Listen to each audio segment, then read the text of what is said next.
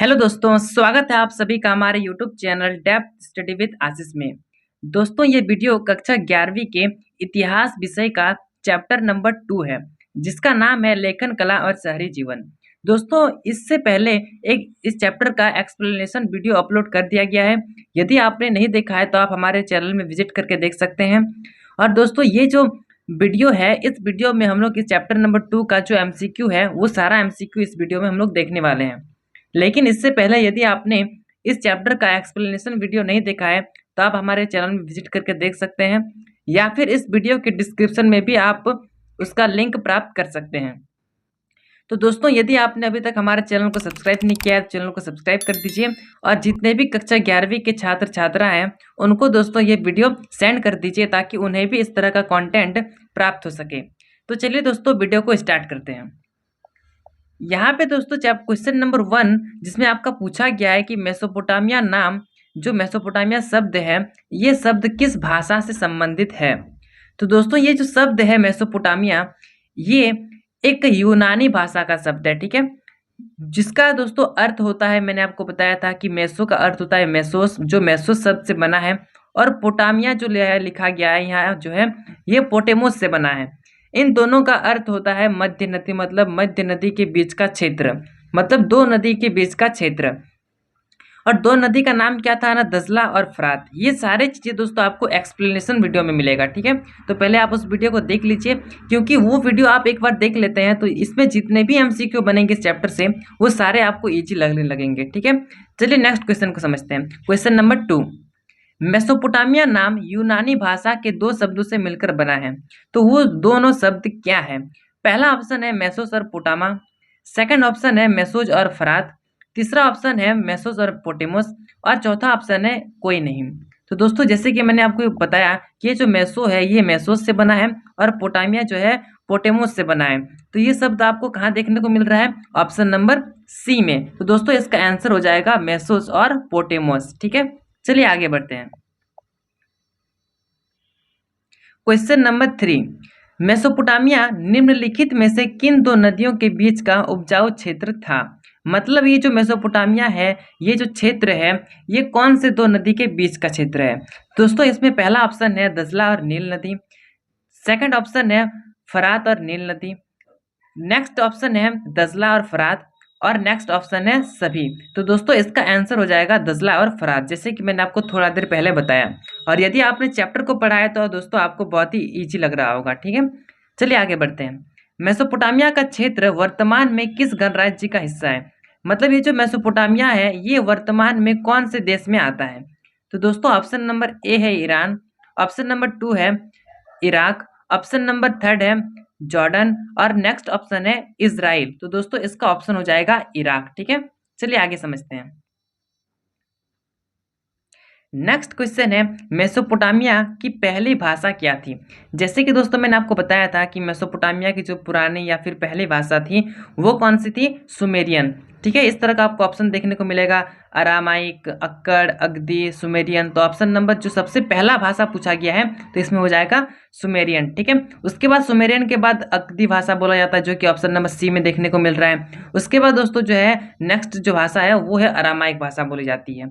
मतलब सबसे पहला में बोला जाता है सुमेरियन, सेकंड में बोला जाता है अकदी, और तीसरा में बोल दोस्तों अरामाइक, ठीक है। तो ये सारी चीज़ें दोस्तों आपको जो है चैप्टर में मिलेगी, एक्सप्लेनेशन वीडियो में मिलेगी। तो पहले आप उसको देखिए, जिसका लिंक आपको डिस्क्रिप्शन में मिल जाएगा, ठीक है। चलिए आगे समझते हैं। दजला एवं फरात नदियाँ गिरती है, मतलब दजला और फरात नदियाँ जाकर कहाँ गिरती है। तो पहला ऑप्शन है काला शहर में, दूसरा ऑप्शन है बंगाल की खाड़ी में, तीसरा ऑप्शन है फारस की खाड़ी में, और नेक्स्ट ऑप्शन है भूमध्य सागर में। तो इसका आंसर हो जाएगा फारस की खाड़ी में, ठीक है। चलिए आगे समझते हैं। नेक्स्ट क्वेश्चन यहाँ पे पूछा गया है कि बेबीलोन नगर का प्रमुख देवता कौन था। जिसमें से दोस्तों ऑप्शन नंबर ए है मर्दुक, ऑप्शन नंबर बी है एनलिन, ऑप्शन नंबर सी है सूर्य, और ऑप्शन नंबर डी है ईस्टर। तो दोस्तों इसका जो आंसर होगा वो हो जाएगा मर्दुक। ऑप्शन नंबर ए जो है दोस्तों वो करेक्ट हो जाएगा, ठीक है। चलिए आगे समझते हैं। नेक्स्ट क्वेश्चन है, बेबीलोन के दक्षिण क्षेत्र को क्या कहा जाता था। मतलब जो बेबीलोन जाति था, मतलब बेबीलोन जो है वो जहाँ पे रहता था उस क्षेत्र को क्या कहा जाता था। तो उस क्षेत्र को दोस्तों बेबीलोनिया कहा जाता था, ठीक है, जो कि मैंने आपको चैप्टर में समझाया था। चलिए आगे समझते हैं। नेक्स्ट क्वेश्चन है, उर कौन सा देवता था? तो दोस्तों उर जो है मैंने आपको बताया था, एक उर और एक बताया था दोस्तों इनाना, ठीक है, ये दोनों देवता के बारे में मैंने आपको बताया था, ठीक है। तो दोस्तों यहाँ पे उर के बारे में पूछा गया है, जिसमें से पहला ऑप्शन है चंद्र देवता, दूसरा ऑप्शन है सूर्य देवता, तीसरा ऑप्शन है युद्ध देवता और चौथा ऑप्शन है बेबीलोन। तो दोस्तों इसका आंसर आपको कमेंट करना है, क्योंकि ये जो क्वेश्चन है ये बहुत ही ज्यादा इजी क्वेश्चन है और मैंने आपको चैप्टर में भी बताया था। यदि आपको नहीं आता है तो आप चैप्टर को देखिए, और यदि आपको आता है तो आप कमेंट बॉक्स में कमेंट कर सकते हैं क्वेश्चन नंबर 9 लिख के, उसका जो आंसर होगा ABC जो भी होगा वो आपको लिखना है, ठीक है। चलिए आगे समझते हैं। नेक्स्ट क्वेश्चन है, उरुक के एक प्राचीन शासक का नाम बताइए। मतलब जो उरुक जो क्षेत्र था मैंने आपको बताया था, उरुक और मारी, तीन क्षेत्र जो कि मेसोपोटामिया में प्रसिद्ध थे, उसमें से एक शासक का नाम बताना है उरुक क्षेत्र का। तो दोस्तों ऑप्शन नंबर ए है अशुरबनीपल, सेकंड ऑप्शन है योनिडस, थर्ड ऑप्शन है गिलमेनिस और चौथा ऑप्शन है एन मरकर। तो दोस्तों इसका आंसर हो जाएगा एन मरकर, ठीक है। चलिए आगे समझते हैं। यहाँ पे नेक्स्ट क्वेश्चन पूछा गया है, मेसोपोटामिया सभ्यता में कौन सी लिपि थी? मतलब जो ऑप्शन में आपको दिख रहा है देवनागरिक, चित्रात्मक, रोमन और किलाकार, इसमें से कौन सा आंसर हो जाएगा यहाँ पे? जैसे कि दोस्तों अभी मैं जो ये शब्द लिखा हूँ, ये शब्द कौन सा लिपि का है ना, ये दोस्तों आपका देवनागरिक लिपि का है, ठीक है, जिसमें क ख अ ये सब शामिल होता है, ठीक है। और रोमन आपको पता होगा जो कि इंग्लिश होता है, ए से जेड जितने भी शब्द होते हैं, जितने भी लेटर होते हैं, ये सारी चीज, ठीक है। तो दोस्तों मेसोपोटामिया में जो है वो किलाकार या फिर किलाक्षर, ये दोनों मैंने आपको बताया था, ये दोनों लिपि का जो है यहाँ पे उपयोग होता था, ठीक है। मतलब किलाक्षर बोले या फिर किलाकार बोले, दोनों एक ही चीज है, ठीक है। चलिए आगे समझते हैं। मेसोपोटामिया में खेती की शुरुआत कब हुई? मतलब जो मेसोपोटामिया क्षेत्र है वहां पे खेती की शुरुआत कब होती है, ये आपका क्वेश्चन है। तो दोस्तों इसका पहला ऑप्शन है 5000 से 4000 ईसा पूर्व, नेक्स्ट ऑप्शन है 3000 से 5000 ईसा पूर्व, नेक्स्ट ऑप्शन है 5000 से 7000 ईसा पूर्व और आखिरी ऑप्शन है 7000 से 6000 ईसा पूर्व। तो दोस्तों ऑप्शन नंबर डी जो है वो है 7000 से 6000 ईसा पूर्व, यही करेक्ट हो जाएगा, ठीक है, जो कि मैंने आपको चैप्टर में भी बताया था, ठीक है। दोस्तों यहाँ पे आप कमेंट कीजिए कि ये जो मेसोपोटामिया है यहाँ पे कौन कौन सी चीज की खेती होती थी, ठीक है, जो कि मैंने आपको चैप्टर में बताया था। आप दोस्तों कमेंट कीजिए, ठीक है। चलिए नेक्स्ट क्वेश्चन को समझते हैं। मेसोपोटामिया प्रसिद्ध थी। देखिए दोस्तों यदि कोई भी चीज को अगर इतिहास में रखा गया है तो उसका उसके जो पीछे का कुछ ना कुछ वजह होता है, ठीक है। तो ये जो मेसोपोटामिया जो इतना ज्यादा प्रसिद्ध था, इतना बड़ा सभ्यता था, तो इस सभ्यता में ये जो मेसोपोटामिया सभ्यता है वो किस चीज के लिए प्रसिद्ध थी? तो दोस्तों जैसे कि मैंने आपको चैप्टर में बताया था, ये जो है शहरी जीवन के लिए, समृद्ध साहित्य के लिए और गणित और खगोल विद्या के लिए, ये सारे चीजों के लिए जो है दोस्तों मेसोपोटामिया फेमस था। मतलब ऑप्शन नंबर डी जो है वो सही हो जाएगा, ठीक है। जैसे कि दोस्तों अभी हम लोग पढ़ते हैं एक वर्ष में जो है 12 महीने होते हैं, तो ये हम लोग कहाँ सीखे? ये दोस्तों हम लोग जो है मेसोपोटामिया के वासियों ने सिखाया है, ठीक है, और वहीं से दोस्तों इसकी शुरुआत हुई है, ठीक है, जो कि मैंने आपको चैप्टर में बहुत ही विस्तार ढंग से बताया था। और दोस्तों यदि आपको अच्छा लग रहा होगा तो आप वीडियो को लाइक कर सकते हैं, और जितने भी मैं आपसे प्रश्न पूछ रहा हूँ उसका आंसर आप कमेंट बॉक्स पे जरूर कमेंट कीजिए, ताकि आपका जो प्रैक्टिस है वो किस प्रकार से चल रहा है वो मैं भी देख सकूं, ठीक है। और दोस्तों यदि आपने अभी तक हमारे चैनल को सब्सक्राइब नहीं किया है तो चैनल को सब्सक्राइब कर दीजिए, ताकि इस प्रकार का कंटेंट और वीडियो लगातार मैं अपने चैनल में अपलोड करता रहता हूँ, तो दोस्तों आपको भी जो है इस तरह का कंटेंट प्राप्त हो सके। तो चलिए नेक्स्ट क्वेश्चन को समझते हैं। मेसोपोटामिया के लोग लकड़ी, तांबा, चांदी, सोना कहाँ से मंगाते थे? मतलब जाहिर सी बात है कि जो मेसोपोटामिया है ये कहाँ से बिजनेस करते थे, ठीक है।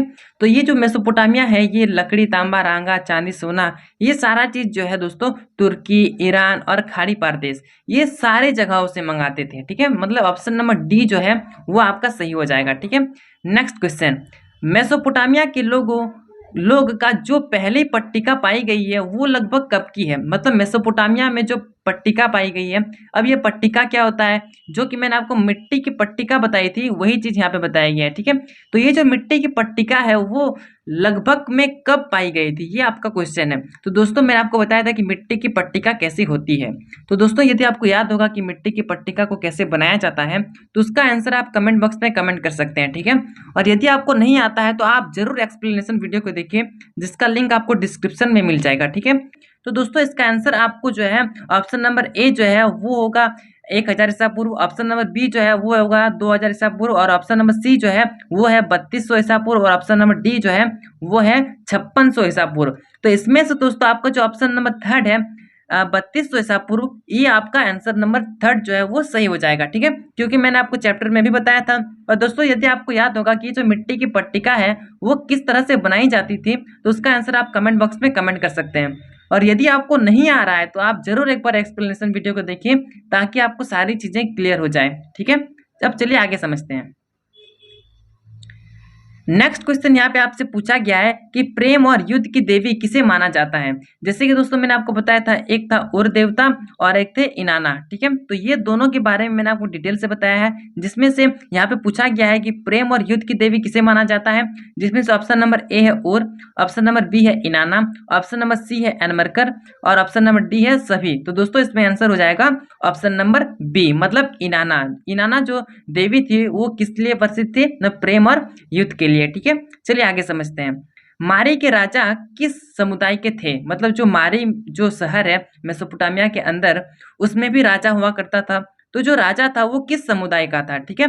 तो इसमें से ऑप्शन नंबर ए है एरोमाइट, ऑप्शन नंबर बी है अगदी, ऑप्शन नंबर सी है जियो, ऑप्शन नंबर डी है कोई नहीं। तो दोस्तों इसका आंसर हो जाएगा एमोराइट, ठीक है, जिसको मैंने आपको बहुत ही इजी तरीके से बताया था, ठीक है। चलिए आगे समझते हैं।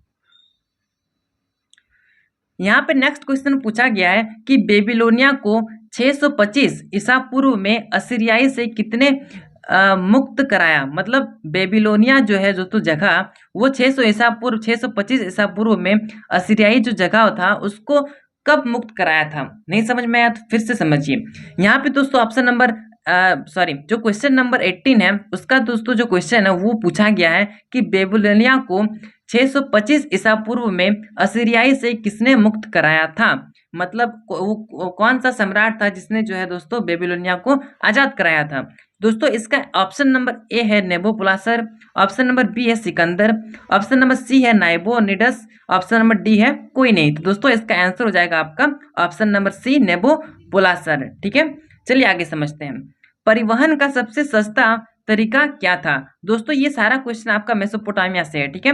तो दोस्तों ये जो परिवहन का सबसे सस्ता तरीका था वो क्या था, जैसे कि अभी हम लोग समझे तो सस्ता तरीका जो है वो आपका अनुसार होगा, लेकिन दोस्तों अभी अगर हम समझेंगे कि परिवहन का जो कम समय वाला जो साधन है वो क्या है ना, हम लोग बोल सकते हैं एरोप्लेन है, ठीक है। लेकिन उस समय में तो एरोप्लेन ऐसा कुछ नहीं था, तो क्या था और कौन सा सस्ता था। तो दोस्तों ऑप्शन नंबर डी जो है दोस्तों वो आपका सही हो जाएगा, क्योंकि उस समय में होता था जलमार्ग, मतलब इंसान लोग खुद से नाव बनाते थे और वहीं पर चढ़ के खुद से जो है एक जगह से दूसरी जगह जाते थे, ताकि उसमें किसी भी प्रकार का खर्चा नहीं आता था, ठीक है। ये चीज जो कि मैंने आपको चैप्टर में बहुत ही अच्छे ढंग से समझाया है। चलिए आगे समझते हैं। दोस्तों यहाँ पे आखिरी क्वेश्चन पूछा गया है कि ओल्ड टेस्टामेंट किस पुस्तक का प्रथम भाग है, मतलब दोस्तों जो ओल्ड टेस्टामेंट है जिसमें मेसोपोटामिया के बारे में वर्णन किया गया है वो किस पुस्तक का एक भाग है। तो दोस्तों ये जो ओल्ड टेस्टामेंट है इसमें से पहला ऑप्शन यहाँ पे दिया हुआ है बाइबल, सेकंड है कुरान, थर्ड है गीता और चौथा है रामायण। तो दोस्तों इसमें से जो आंसर होगा वो हो जाएगा बाइबल, ठीक है। बाइबल जो है दोस्तों वो बुक, इस बुक का जो प्रथम भाग है ओल्ड टेस्टामेंट, इसमें दोस्तों मेसोपोटामिया के बारे में जिक्र मिलता है। तो ये रहा दोस्तों आपका 20 वेरी वेरी इंपॉर्टेंट एमसीक्यू, जो कि आपके एग्जाम की दृष्टि से आपके एग्जाम के लिए बहुत ही ज़्यादा इंपॉर्टेंट था, जो कि मैंने इस वीडियो के तहत समझाया। आशा करता हूँ ये सारी चीज़ें आपको समझ में आई होगी। यदि आपको समझ में नहीं आता है तो आप कमेंट कीजिए, और दोस्तों जितने भी मैंने आपसे प्रश्न पूछे हैं वो सारे प्रश्नों के उत्तर आप जो है कमेंट बॉक्स में दीजिएगा, ताकि मैं आप देखना चाहता हूँ कि आपका जो लिखने का शैली है या फिर याद करने का शैली है या फिर आप किस प्रकार से पढ़ रहे हैं, ये मैं थोड़ा आप जांच सकूँ, ठीक है। तो चलिए मिलते हैं दोस्तों अगले वीडियो में, तब तक के लिए इस चैनल को सब्सक्राइब कर दीजिए और जितने हो सके आप अपने दोस्तों के साथ शेयर कीजिए, ताकि इस तरह का कंटेंट आपके दोस्तों को भी मिल सके। तो चलिए दोस्तों मिलते हैं अब अगले वीडियो में, तब तक के लिए जय हिंद जय भारत।